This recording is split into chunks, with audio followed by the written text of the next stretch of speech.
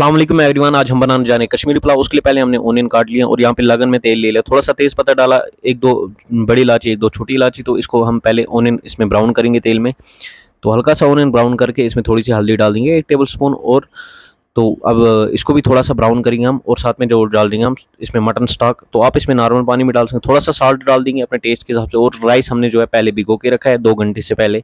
तो अब जो है राइस को इसमें हम ऐड कर देंगे, इसको मिलाएंगे। राइस की क्वांटिटी और पानी की जो क्वांटिटी है बराबर रखनी है। और साथ में हमें थोड़े से ड्राई फ्रूट ले लेने हैं, बादाम 200 ग्राम, काजू 200 ग्राम और किशमिश 50 ग्राम और लेना है, थोड़ा सा कोकोनट हमें इसमें।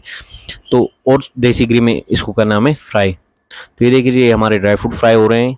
तो फ्राई करके इसके ऊपर डाल देना और इसको दम कर देना बराबर 1.5 घंटे के लिए मिला के अच्छे तरीके से।